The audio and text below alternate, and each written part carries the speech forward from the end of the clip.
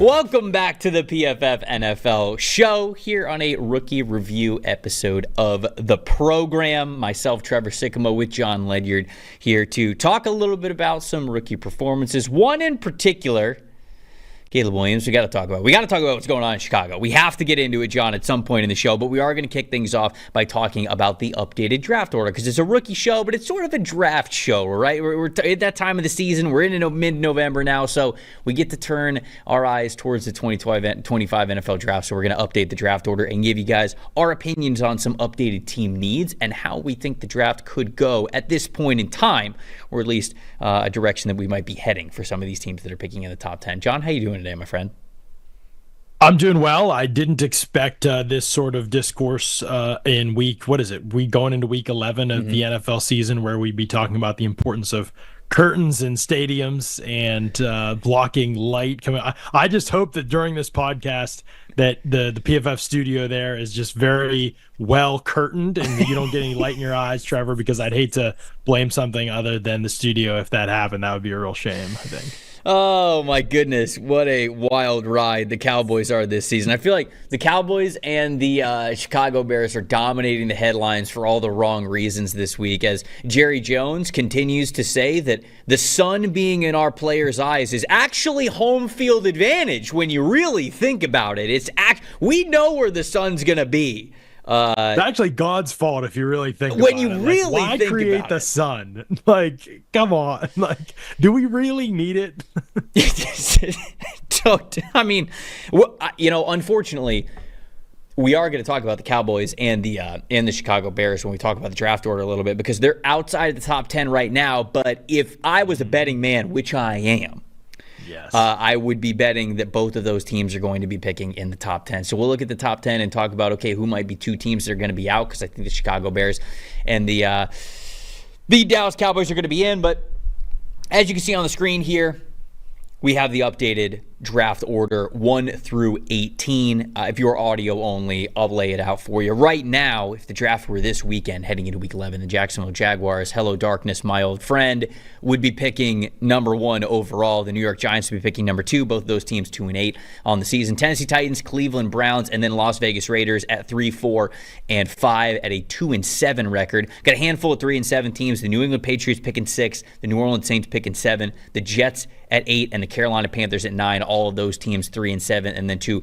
round out the top 10, and I guess we could just go to 11. The Miami Dolphins with their win on Monday night against the Rams. They're now 3 and 6, picking number 10 overall, and the Dallas Cowboys are 3 and 6, picking number 11. John, I think we should start at the very top here. Jacksonville picking number 1, and it brings me no joy to say this. I'm not a Jags fan in any way, shape, or form. I don't root for the organization. Like, I don't have a vested interest in them of like where I'm from or fanhood or anything like that. But this genuinely sucks. Like, I feel bad. I've got a lot of friends. I grew up in Florida, so I have a lot of friends who are Jags fans. They've been through a lot of rough years. And when you win the lottery and you get Trevor Lawrence in the 2021 NFL draft, you think that at least 3 years from then, in 2024, you should be well on your way to being a competent franchise in a winning window. And after the Urban Meyer debacle, they hired Doug Peterson, and I felt like that was the perfect coaching hire for them at the time. It just really did not end in a great way with the Philadelphia Eagles, but felt like certainly as a Super Bowl winning quarterback, Doug Peterson could still be a great fix of this franchise, and it has not come to pass. With Press Taylor as the offensive coordinator as well, the offense is struggling, and of course, like, they've gone through injuries, they've gone through things that they have had to deal with, but this team is not good enough. Certainly sitting here at a 2-8 record, and now, unfortunately, John, they no longer even have the luxury of, all right, Trevor Lawrence, franchise quarterback with a rookie contract. They've signed him to the mega deal. You've now signed him to the franchise quarterback contract. So now it makes it even easier to build this team it makes it even more difficult to build this team the way that you need to, because you've now extended him beyond that rookie contract. Just your thoughts overall on Jacksonville picking number 1, and then maybe some game plans for them as they head into the offseason.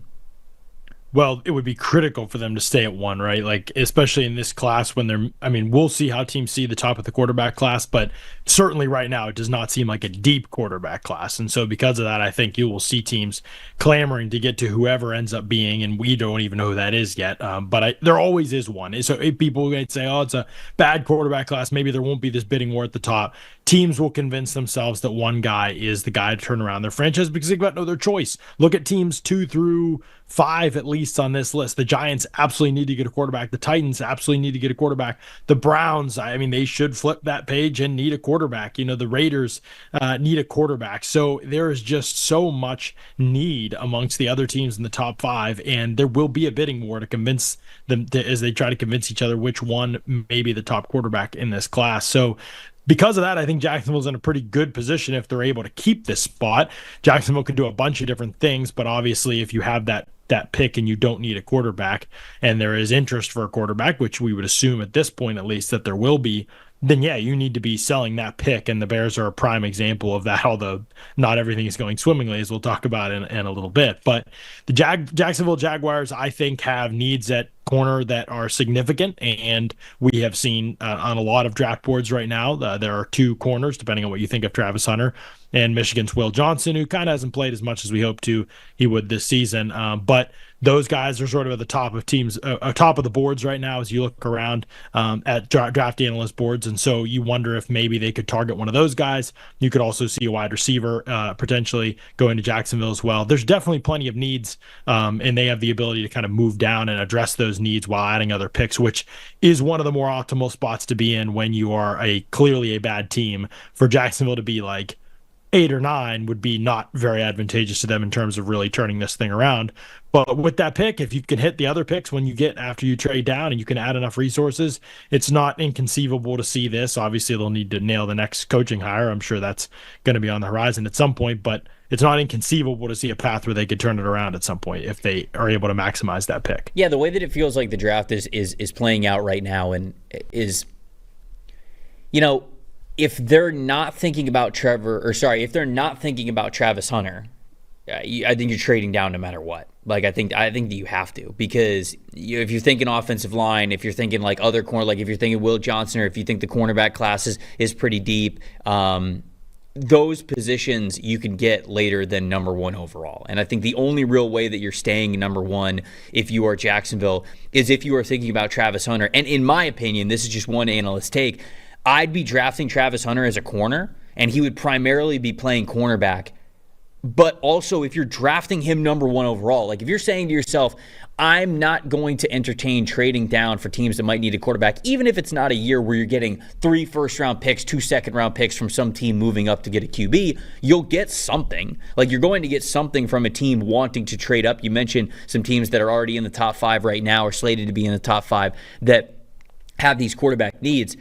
If you're saying no to a trade down and you're drafting Travis Hunter at number 1 overall, I think you're also having to play him at wide receiver. I think you play him primarily as a corner, but then you've got a handful of, I don't even want to call it package plays, because I think it would be more robust than just a package play type of assignment. You could get him on the field, but if you're not taking that trade down, the only player, in my opinion, that you would stay at number 1 for is Hunter. And I think the only way that you can really justify taking him at number 1 overall is if you're maximizing everything that his talents give you, and that you can find a world where he plays a little bit of both. That's, in my opinion, the only thought process that makes sense. Because trading down is just, especially if you have that quarterback, trading down is so advantageous for you. You just get more darts to throw at the dartboard, and you probably wouldn't be moving too far back. You would just be moving still probably within the top 5, maybe, again, 3, 4, 5 as those selections, and you could still get a Will Johnson. You could still maybe get the top offensive tackle off the board. You could still get a great player for your franchise, and then maybe pick up an extra first-round pick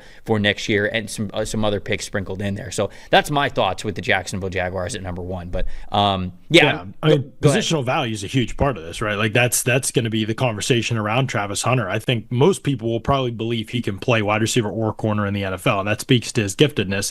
The question becomes, A, which one takes more time and development, and B, which one is going to be more of like of a difference making type of position.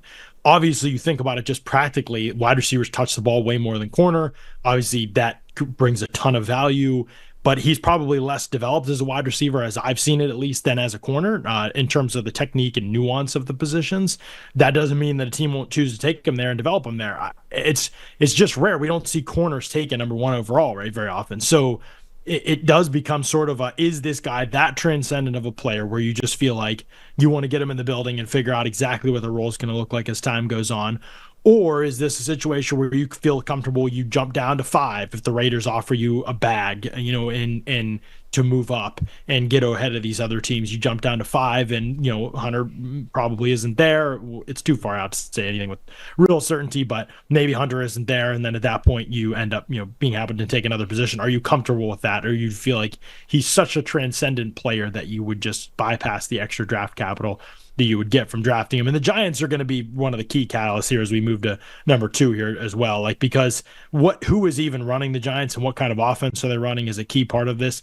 In my mind, if the Giants had a better quarterback this season, and I don't even think Daniel Jones has always been as bad as he's been this season, but if they had a better quarterback this season and could avoid some of the injuries that have plagued them on that offensive line, namely Andrew Thomas, I think they would be better than 2-8. I think they would be in the mix here at, as a 500 type of team. So they clearly still need talent. We voted them the number 1 draft class from 2024 from this past draft. So far at the midseason point, that was our top team for both of us at this point. We'll see where things go, obviously, but it's a really good start in terms of the direction they should be building toward.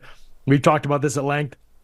Fact that they made the playoffs 2 years ago and won a game is probably one of the things that set this organization back the most, because otherwise it would feel like, at least from a talent perspective, they're building. Now the quarterback situation has been a mess in and of itself, but that playoff game and winning it, and Daniel Jones playing admittedly pretty decent that year, was one of the things that prompted them to give him the contract. So now it seems like they're ready to move on from Daniel Jones. I think that's a no-doubter. So they are clearly going to be in the quarterback market, but if they could ever keep their offensive line healthy, that and Malik Neighbors, with some of the things Brian Daboll, if they keep him, has been able to do as offensive coordinator, which I actually think from a system perspective that they're in an okay place. But the real question becomes, can they hit on that position? And you're seeing so many teams. I mean, the Colts are going to be one we might touch on today as well. They're in that position where it feels like they've got the coach, they've got a creative offense, they've got some players, they've got an offensive line. There's some things there, and maybe some injuries delay things, but just not being able to hit the quarterback or having big quarterback questions holds the whole operation back. So if I'm the Giants, I'd be pretty aggressive, maybe even in the offseason if there's a quarterback to be gained. But if there isn't, then definitely in this draft, because you basically, that's the front office's last hope, right, is to be able to get a competent quarterback to keep their jobs, if they in fact do keep him beyond this offseason. That's why the Giants are very fascinating, because yes, of course, everything's going to revolve around their need at quarterback and sort of what they have at the quarterback position by the time they get to draft weekend. But this is also a team that could use corner help badly, and also some extra wide receiver help to go along with Malik Neighbors. So then Travis Hunter comes back into play here, where Deontay Banks has been bad for them this year. And sometimes it's looked like just effort stuff with Deontay Banks, and that's what gives you real reason and cause for concern moving forward with him. Andrew Phillips has been great, but if you're sitting there at number 2, number 3, something like that with the Giants, and Travis Hunter's still on the board, you have the opportunity to do what I just said with the Jags, where you're playing him primarily at a corner, you're getting a great cornerback prospect, but then you're also getting him to play some snaps for you at wide receiver, especially in a receiver group with Malik Neighbors. I mean, that's ideal. I mean, there's a world where, I'm just throwing this out there, like you've got Travis Hunter at corner, you've got him sometimes at wide receiver, and I don't know, you trade for Anthony Richardson if the Colts are like truly giving up on Anthony Richardson. It's like, all right, well, now you got another quarterback that you could potentially invest in there, especially if you have Brian Daboll coming back as a head coach. I actually like that fit for Richardson if he could go to a situation like that, and Indianapolis is a little Josh Allen-esque. Yeah, I mean, like the skill set obviously is there for it. So the Giants are also, to me, it's not necessarily a no-brainer 100% like they're drafting a quarterback. I think that's most likely at this point, but it does bring in some interesting conversations. That transitions is kind of like into where Tennessee is. And Tennessee, unless Will Levis goes on a big-time tear, I mean, I don't want to say they have to draft a quarterback, because we can't sit here and say like, oh, this quarterback class isn't as hyped as it has been in the past years, and then we go, well, like Tennessee has no choice. Levis played all right against the Los Angeles Chargers. That's the best defense in the NFL, right? So, I mean, if we get that version of Levis throughout the season, maybe it is enough reason to say, like, hey, We've still got him under contract. It's not like we have to make a decision on him. Let's roll with Levis next year. Let's not panic and overdraft a quarterback. And you can really try to have more of a best player available approach for the Tennessee Titans. So I think quarterback's on the board, but with the Titans, I am still sort of holding on to maybe Levis can be something. Maybe it's a little foolish of me to do, but I don't think they're as desperate at quarterback, especially when you look at a team that still needs to invest, in my opinion, in the offensive line, even after getting J.C. Latham and having Peter Skoronski. Yeah, and you got Lloyd Cushenberry now too. I mean, imagine if they're able to then go get themselves a Will Campbell or a Kelvin Banks Jr. or something and be able to put them at the right tackle spot. All of a sudden, the offensive line and the outlook for the offensive line becomes a major, major strength for this team as they go in that right direction. So, I think Tennessee's one that's intriguing to me as well. If Will Levis plays better, I think that could be a best-case scenario for this team because they can attack the draft in a different way, especially sitting here in the top 3 with the number 3 overall pick. Well, there's 2 massive games left on the schedule when we talk about draft order, and it's both the times that Jacksonville and Tennessee play each other. Those are going to be massive games. Because let's say hypothetically you're right. I'm not buying. I don't think you're buying either necessarily, but I get your point. Your point is that in a quarterback class that doesn't look great, do you want to be the team that's most desperate out of these guys when likely it's going to be very hard to determine, as it already is, which one of these quarterbacks hits and who disappoints? And so let me ask you this, Trevor, as somebody who's looked closely at the class as a whole so far, how many quarterbacks, if you're guessing now, and it's November, like people know this is a complete shot in the dark. We have no clue at this point.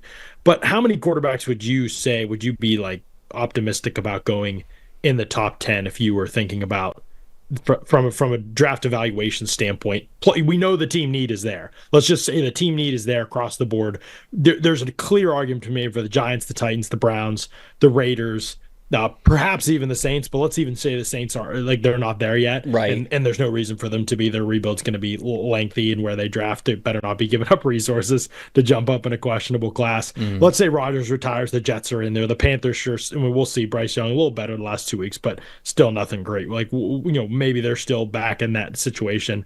So let's say they're in there, the Colts find themselves in, there's always somebody moving up. Let's say there's 5-6 teams in the top 10 eventually that end up needing a quarterback. How many do you think actually are likely to go in that range in this draft? I think at least 2 are going. And I think that the third is a wild card, right? I don't think it's a guarantee that a quarterback goes like number 1 overall or something, but so not enough to fill. No, some of these teams are going to be active and free agency to make other. I think that you are going to see more teams be active in free agency to try to make it work. I think the whole like Sam Darnold conversation, the Baker Mayfield conversation, people are going to be like, look at what these guys were able to do when they got in the right spots. And I think those 2 players are going to be major catalysts for teams looking at this quarterback class to be pretty aggressive in free agency one way or another to maybe give these guys a shot. I don't have any off the top of my head because I haven't really examined like the free agency class. Or I mean, Anthony Richardson could be somebody that could be on the move depending on how the Indianapolis Colts feel about him. But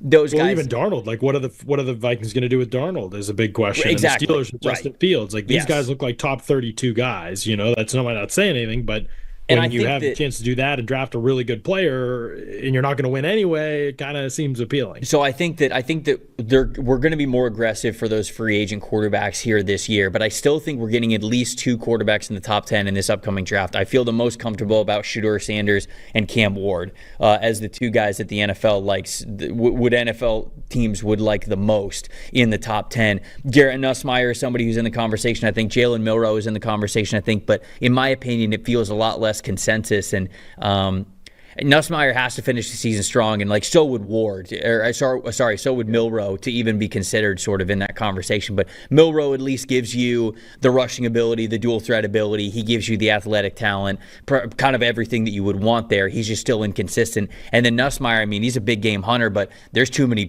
turnover-worthy plays along with the big-time throws. I mean, you're having a lot of the same conversations that you are with Cam Ward, except I think that Cam Ward gives you a little bit better stuff under pressure. He can truly make those magical throws happen, even though we saw this past week with Miami's loss how it could kind of bite you in the butt.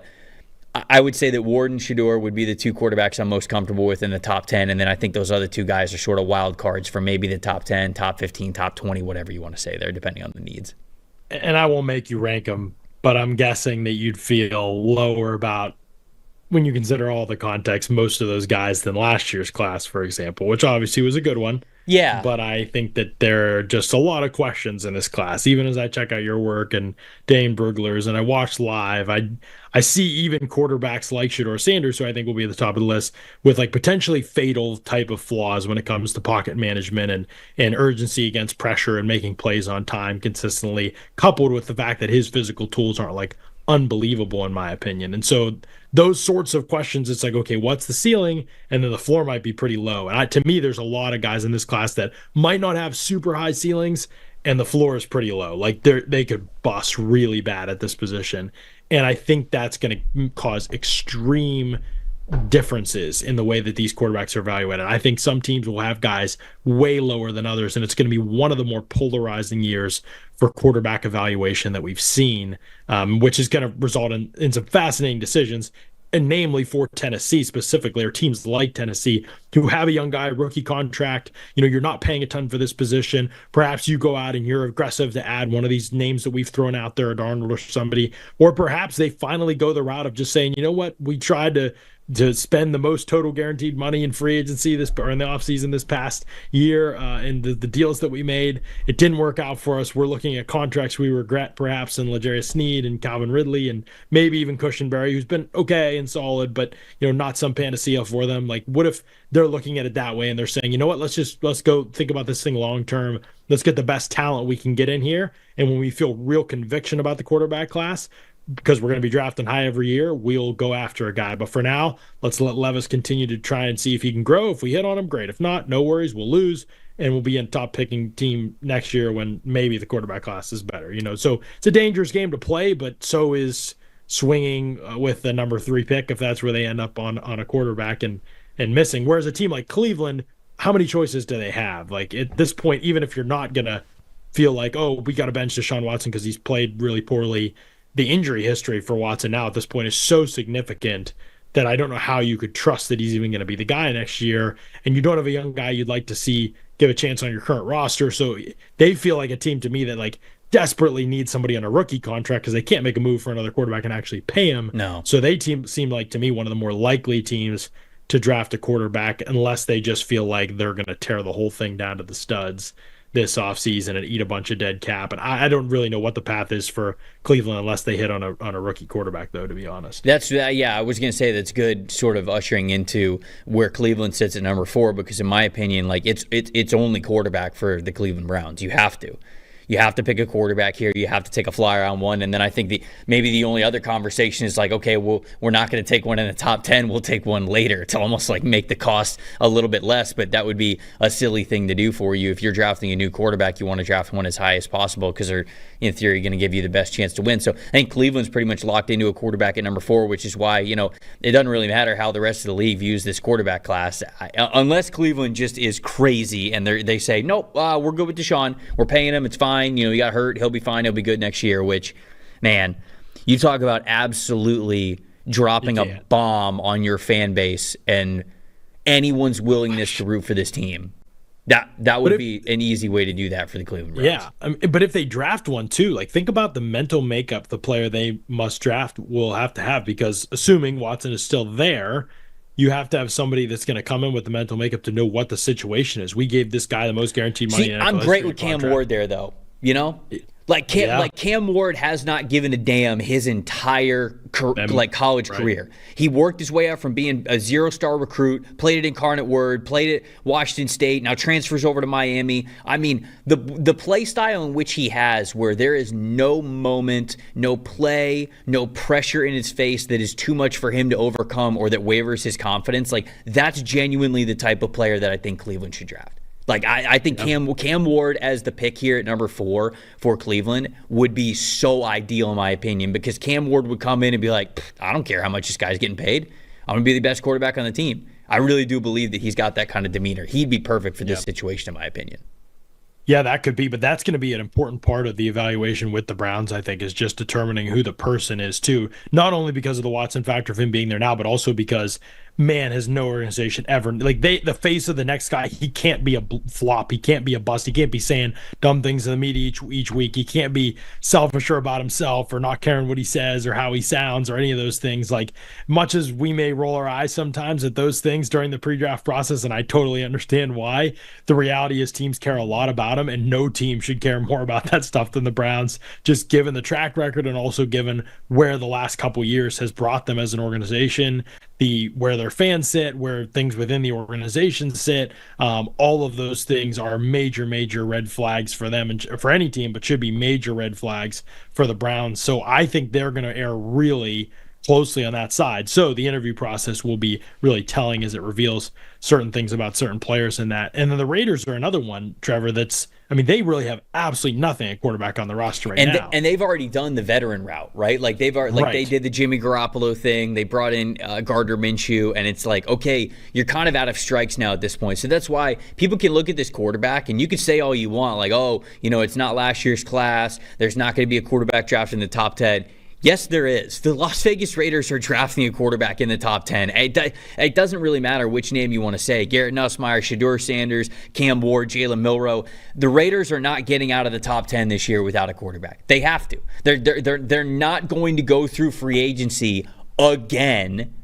Like, they're not going to go the Sam Darnold route. They tried that with Jimmy Garoppolo. They just did it this year with Gardner Minshew. They're not going to go out and spend the money in because free agency obviously happens before the draft. They are going to go into the draft with a major need at quarterback, and they're going to draft one in the top 10. I feel very confident about that. If that doesn't happen, I don't know. Where does Dion want his kid to play? That's going to be the real question. Could be the Raiders. Raiders or Giants? Is that like their if you're guessing? Like, yeah. What is the preference? I don't know. I really don't know. I don't know what their system is. I just know that there will Dallas be probably. Dallas is actually probably the preference, but and Dallas is a good name. But even though they're further down, I mean, this is a team that absolutely could end up in the top 5 because Dak Prescott just announced yesterday that he's out for the season, and so that's done. And are they going to win a game without him? Especially that offense, Trevor. That offense runs with a Dak Prescott, please save us mentality. Like, they don't run the football that much. Even the passing game, like, so much is Dak Prescott take control at the line of scrimmage, beat Peyton Manning, win us football games. And obviously he wasn't able to do that even when he was in the lineup to the degree that they needed to. But now without him, it's going to become really hard, I think, to kind of retailer what they look like. So at 3-6, I'm going to take a peek at their schedule while you're kind of responding to this, just to see like how many wins might be left on the table for them. But it looks pretty bleak, and it wouldn't surprise me at all to see them get into the top 5. I really do think that Dallas is going to be in the Travis Hunter sweepstakes. I really do. Now, I don't know if they're going to pick number 1 overall, but again, I think that there's all sorts of things that could be in the mix here. I don't think the Dallas Cowboys are going to win many football games. I didn't think that they were going to win many football games, even with Dak Prescott before it was talked about with his hamstring not being great and everything like that. I mean, they're so bad at defending the run. They're so bad at running the football. They're so one-dimensional in how they tried to play offense that even with Dak Prescott out there, this is a bad football team. And so without Dak Prescott there, this is even worse. I don't know how many wins they have left on their schedule. If it's more than 2, I will be shocked. So at the very best, I feel like this is a 5-win football team, which is probably going to be good enough to have them right around the top 8. Now, if you win 4 games, if you don't win another game for the rest of the season, now you're talking about being in the top 5, top 3. I don't know if it's going to be that bad just because the NFL is it's a competitive league. Every game starts 0-0. They do have some stars on the team, so I feel like it's unrealistic to think that they would not win another game. But Dallas is absolutely one of those teams that I think could be picking a lot higher in this draft order. I think that they would love themselves a Travis Hunter to be able to play corner, to be able to play wide receiver. They would basically use him in a variety of different ways. I think they're going to have a new coach, so depending on who their new coach is, how they want to build this offense, whether they want to get flexible with the offensive line and draft an offensive tackle at the very top. Do they want to draft a pass rusher? Are they trying to get better along the interior defensive line? I think there's a handful of really good interior defensive linemen. Connor and I, for the NFL Stock Exchange, we just did our Fixing the Cowboys episode, and when we got to the free agency part of the plan, there's a lot of really nice interior defensive linemen that could hit free agency that are those run stuffer type of players that are really going to be able to elevate the interior defensive line, which will free them to maybe take an edge pass rusher opposite Micah Parsons because we know his mega deal is coming, or you could take a swing at just one of those top skill position players. So the Cowboys actually aren't in a terrible spot moving forward, but the rest of this season in particular is going to be bad for them. No question about it. Yeah, they're really a question of like who the next coach is, sort of like how we talked about with Jacksonville, like, they teams that have the quarterback in place, everything else the disaster. With the Cowboys, certainly we joked about Jerry at the beginning, but it's a real concern. Like, you wonder if some of that stuff is just going to always be there with them as long as Jerry's there. Whereas I do think Jacksonville, like, I do think that they have spent the money. Like, they were willing to go out and do things, I think, and make the team better, and be aggressive. Now, they haven't hit on those moves, so they absolutely need to fire Trent Baalke too. But I do think, like, there's some differences there where, like, Jacksonville, I think that there's a real possibility that they could be a factor again. They just have not gotten the leadership right. And so I don't know that they're a total train wreck from the ownership level down, but certainly those hires are going to be critical for what they do next. Whereas Dallas, what are those next moves going to look like for them? Who can step into that role, and can they get Dak Prescott back to playing the top football that he's playing? Can these young offensive linemen hit, and can they rebuild that part of their team? There's definitely plenty of needs here. They could be a wide receiver team. They could also be a big Mason Graham team. Like, I imagine him with Micah Parsons, and what if DeMarcus Lawrence continues to play and play at high level and stay healthy, and some of the pieces that they have, get Sam Williams back next year. Like, it seems like they could be like a really ferocious front and win that way with a different offensive approach that maybe doesn't require their quarterback to be a hero every single game for them to score points. I do think there's a path forward for Dallas, but they have to get the hires right. Obviously, that's one of the most important parts. And so we'll see what direction they go in. But back to these other 6 through 10 teams, I think there's a lot to talk about with those teams, Trevor, because, Miami could be a team that's fallen down the draft order. The Patriots are probably already, having won 3 games a little bit higher than we thought they would be. And the Saints, they had lost 7 in a row, beat the Falcons, who look like a division winner. So there's a little bit more up in the air with these other teams. I don't think there's any good teams in like the 6 to 9 range, the Patriots, Saints, Jets, and Panthers. But I definitely think there are some teams that, if you look at the end of the season, they could be on either side of the back end of the top 10 or outside the top 10, especially with teams like the Cowboys and the Colts and the Bears, potentially really falling off here as the season continues. The Patriots, I think May is certainly giving them an opportunity to win games maybe we didn't think that they were going to win. I think the Patriots are in a safe spot, though, because they're allowed to celebrate their victories and know that the first pick that they are going to make in the NFL draft is going to be an offensive lineman. You're going to draft an offensive lineman if you are the New England Patriots. And I wouldn't say that there is this like surefire threatening the number 1 overall pick type of an offensive lineman in this class. But, a Kelvin Banks Jr., a Will Campbell, Ariante Ursary is fantastic as well. Cameron Williams from Texas, he's a little bit more raw, but he's definitely somebody who could start at the NFL level, and I think he's got a high talent ceiling. Like Josh Simmons, before he got hurt at Ohio State, was playing some really good ball too. So there's good offensive tackles in this class to where the Patriots are going to have their opportunity to get a starting caliber offensive lineman, offensive tackle specifically in this group without having to pick in the top 5. So I don't think you have to look at this if you're a Patriots fan and be like, oh no, we won a football game. Like, you can actually celebrate some wins a little bit here, and Drake May playing a little bit better and some of the big time throws and the improvements that he is making. New Orleans, I don't know, man. This team, I think that Ian Rappaport. I don't know what to even say. Well, Ian Rappaport tweeted last week. Yeah, that was amazing. He was like, "Oh, the team, is actually they don't think that they're that far away. I don't think they don't think that they're going to like totally tear the team down." Here's the thing. Ian's not wrong, but the Saints He's not wrong that they're going to do that, or no. Yeah, he's not wrong that they're not going to do that, because here's the thing. Like, it was sort of a hollow statement, because the thing is, John, they can't just cut players. Again, we did the fix your franchise for the New Orleans Saints, and when you look at their situation, they don't have the ability. The contracts aren't set up to where they can just cut a bunch of players. They can't cut all of their veterans to get under the salary cap and get cap compliant by the time the new league year comes around. The only way that they can become cap compliant by the time the new year comes around is if they restructure basically all of their veterans. And the Saints, when they sign these contracts with these players, they're not prorated things. They're regular contracts that they are expecting to restructure later. So it's not like it's totally out of nowhere, but the Saints are a team that all of these veterans, not all of them, Ryan Ramchek's probably going to retire. They might get rid of Cam Jordan, but I don't know. He might stick around if he doesn't want to retire. You could post June 1. They need guys to retire. They do need guys. Kim, DeMario Davis. So, but the thing is, those guys aren't going to retire. So you don't think? Probably not. I don't know. I think the only one who is really a good bet to retire is Ramchick, because I don't think he could play anymore. But you could post June 1 him, and you can get $18 million in cap. And if you post June 1 Cam Jordan, you get an extra $11 million cap. Depending on what you do with Derek Carr, it unfortunately looks like they'd probably restructure him rather than trade him. You could salary dump trade him, like the Brock Osweiler trade, or a little bit of the Jared Goff trade, right? Like you could do that a little bit with him, but I don't know if they're going to do that. Ultimately, all that to say, the Saints roster is probably going to look pretty similar next year, because it has to.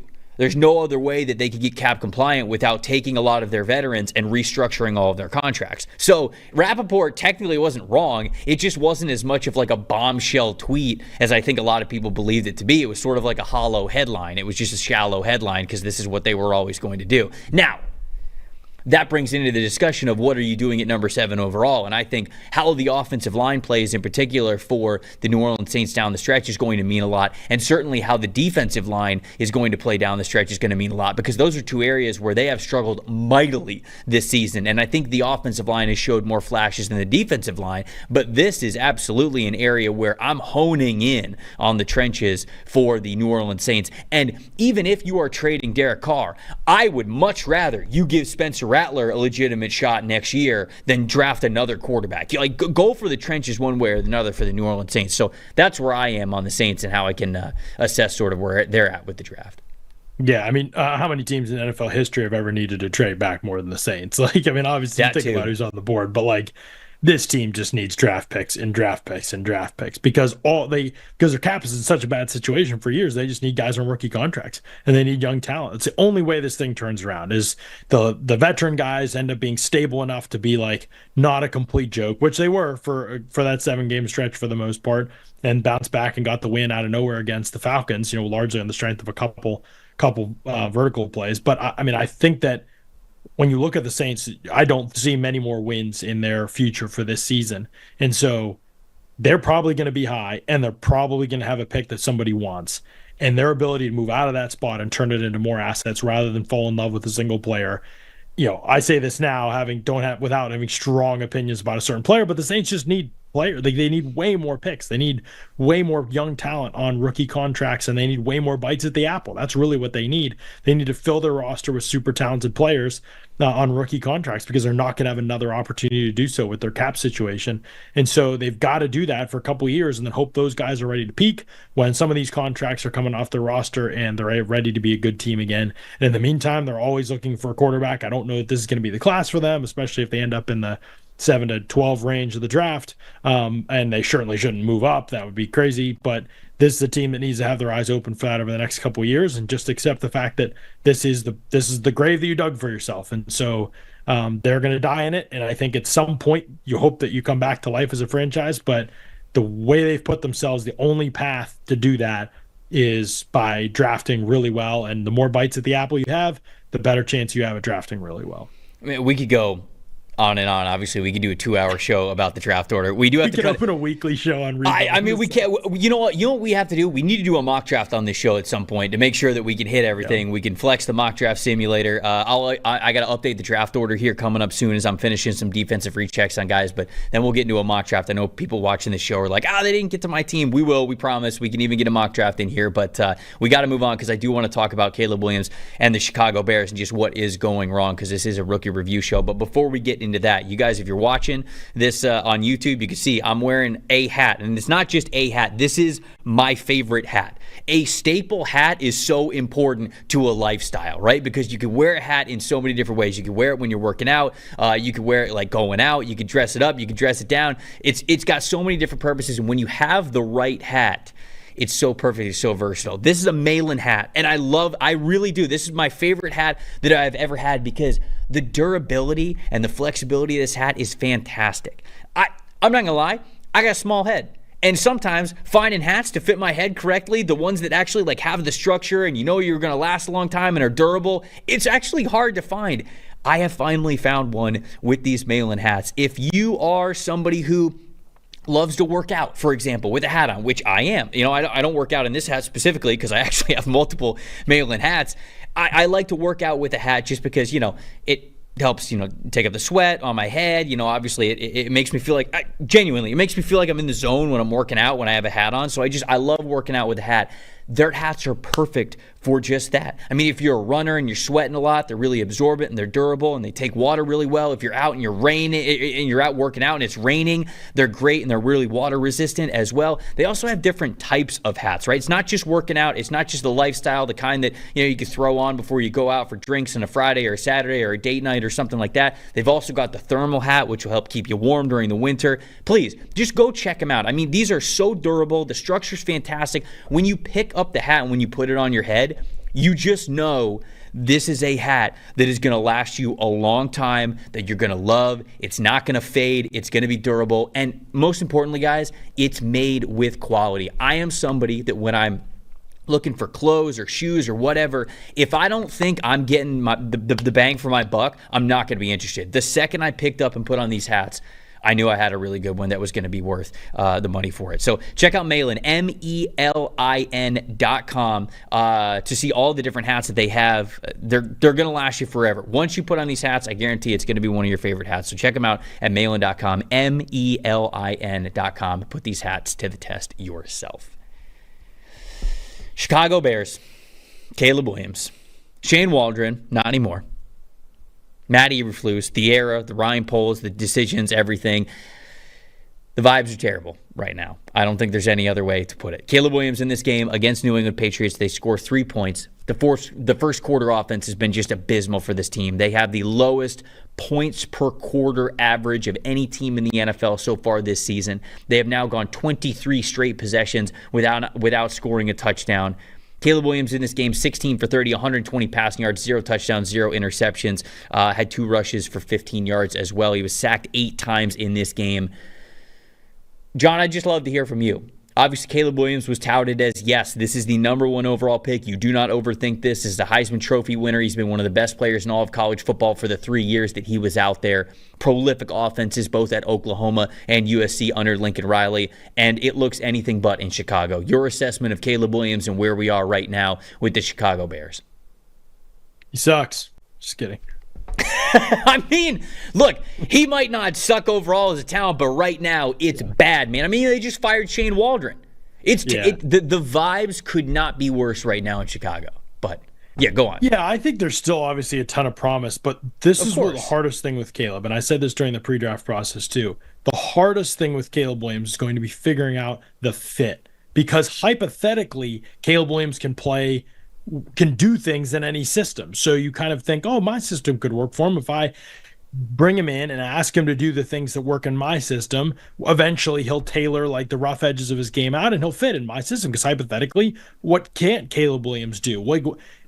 And this is sort of the hardest thing with Kyler Murray too, by the way, which is why I think there's been so many inconsistencies throughout his career. And I think now we're starting to figure out, like, okay, Petzing, he's changed over the years, Kyler has, and I think Petzing is starting to really push the right buttons with him, and we'll see what it looks like over the rest of the season, because Kyler's had hot stretches before too. But I think that's the hard part with both these quarterbacks, is super talented guys who can do really anything hypothetically, but there isn't like a clear path in their skill set to consistent positive results. The only way that path comes is if they change and adapt their game to a system. So what system is best to do that within, I think, is more difficult to figure out than some of these other guys. Sean Payton had a great plan for what he wanted a system to look like with Bo Nix. And we can debate on other times, how good Bo Nix would be outside of that, or how good he even is this season within that. But either way, there was a plan and a system, and Bo Nix is either going to be good in that system or not be good in the NFL for the most part.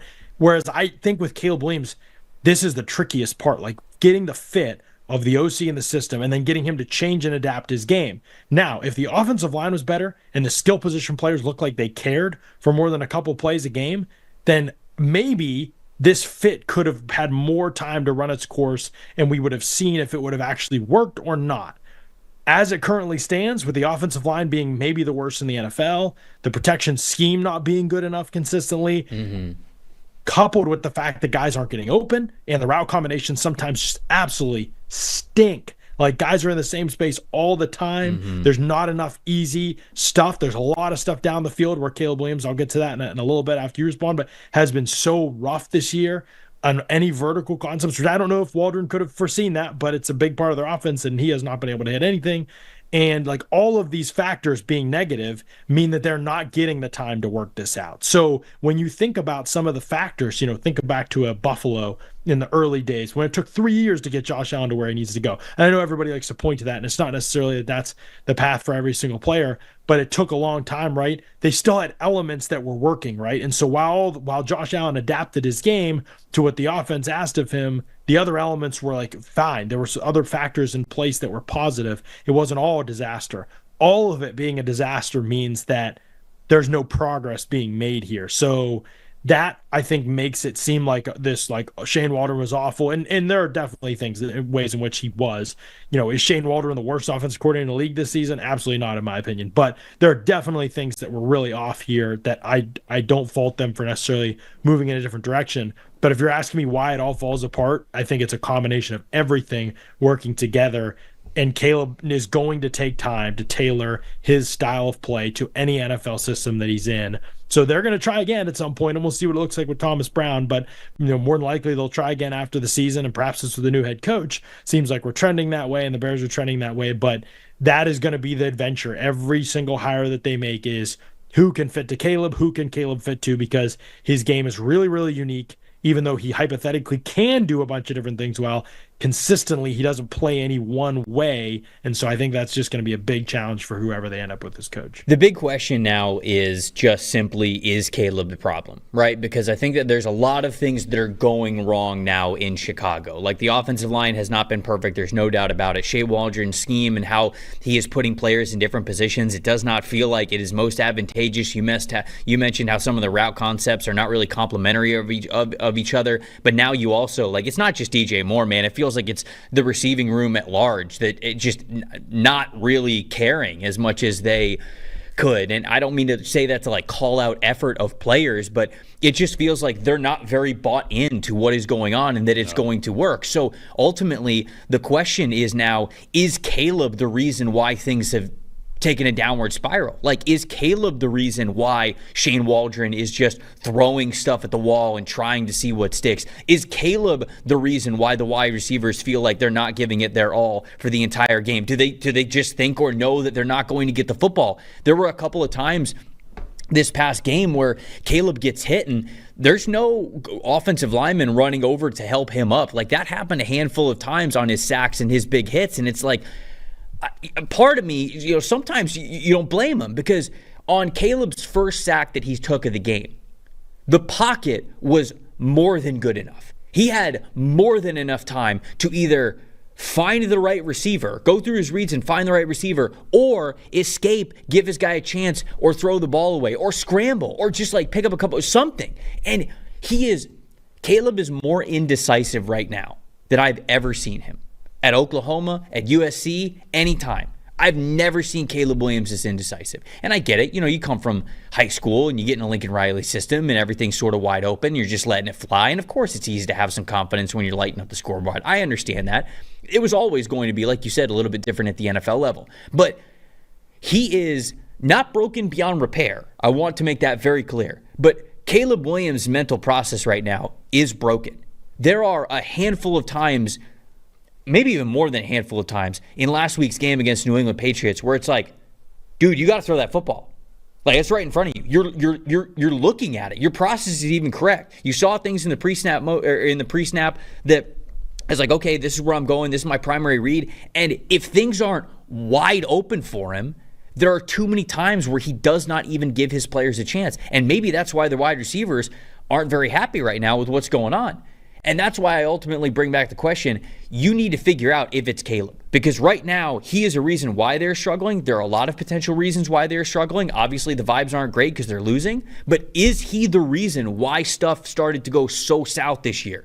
Because, okay, I'm trying to put more on his plate, and he's not really able to do it. The wide receivers are losing faith that he's going to be able to get rid of the ball. The offensive line's losing faith that, okay, sure, let me just block as long as possible, and Caleb's not really going to be able to do anything from it anyways. That, to me, John, is now the most important part, because he is in no way broken beyond repair. I want to make that very clear. clear. But he is broken right now, especially going back and watching that Patriots game. There are way too many times where he should have let the football go that he did not, and he is more indecisive than I have ever seen him in his football career. So that is ultimately the only question, in my opinion, that matters moving forward with this team, is figuring out how much of an issue Caleb was and what the solutions can be for it moving forward. Yeah, I mean, I think that game was interesting because there were some plays early in the game where everybody was locked up and it was like hard to know what he should do in those situations. And as the game went on, and he got sacked on a lot of those plays. And as the game went on, I think he really, like, you could tell sort of that it affected him, that he wasn't really letting it go when he should. And I think that there was times where he didn't trust the structure of the offense, and that's been an issue with him, obviously going back to even college at times too. So super talented guy, but it's always going to take time, I think, to fit him to a system. The only question was whether he could come in and right away be one of these like out of structure phenoms, and that hasn't happened. So the path now that we kind of know that's just not going to be the case right away for him in the NFL, at least. Okay, he's not basically one of one in that regard, like, or very few guys have started their career and been unbelievable out of structure creators while they figured out all the in structure stuff first or second. And so I think that's going to be just take time with Caleb Williams. And now we know that. So now it becomes about fitting him to a system, I think. And one of the big concerning things about Williams is that he hasn't even been able to hit splash plays. That to me, Trevor, when you talk about, because some of the questions you're asking are almost intangible related probably. And I truly don't know what the outcome of that kind of stuff is. Like, I just don't have insight into that part of it. I will say this, two things that I'll say. One, Caleb Williams' inability to hit splash plays. I think that can really frustrate receivers when they feel like they've earned an opportunity downfield to at least compete for the football. Sure. And he is, I think, one of the lowest graded. I forget what the filter is that I have on that. One of the lowest graded PFF passers on 20-plus air yard throws or more this season. He's 8 of 38. And none of those are drops, I don't think. There's a 21% adjusted completion percentage on Caleb Williams on 20-plus air yards or more. 21%, Trevor, is insanely bad. Insanely bad. So his inability to hit throws down the field creates a lot of frustration because guys aren't getting chunk plays that they feel like they've earned on some of those pretty meaningful, I think, routes within a game. The other thing that's interesting is this. DJ Moore, as far as I know at least, and maybe I missed it at some point during the disaster years in Carolina, as far as I know, I don't think he was ever a negative locker room presence or anything like that. So I'm not necessarily suggesting that he is right now. But if you think back to the spring, do you remember when it was pretty clear the Bears were probably going to draft Caleb Williams, basically throughout the entire process? And DJ Moore, at least once, I think twice, was asked about that. And he said like that he wanted Justin Fields. He fully believed in Justin Fields. He's on record that he wants Fields back. And he said, remember the points he says, I'm looking at the quote right now. His growth has been phenomenal. If you look at the games where he came back off of injury, he's been everything you could ask out of a quarterback, puts us in a position to win, getting the ball to his playmakers. And if he's got to do it himself, he does it himself and takes like 50, 60 yards and does his thing. That's all you can ask is just steady growth. And that's what he did. And he referred to him also as a great leader, quote unquote. That was in February, okay? So shortly before the combine, I think that comment was made. I don't know if there was another one after that. I can't remember. Fast forward to this year, and you watch DJ Moore, and he just seems completely uninterested. So I'm not saying it's literally because of that, because he wanted Justin Fields and didn't want Caleb Williams, but this is a dude that has toiled through lots of bad quarterback play in his career. He finally got a good one, and he finally was productive, and the offense is going well, and it seemed like things were good, and then boom, huge shift, rookie, building another guy up, and it's probably not...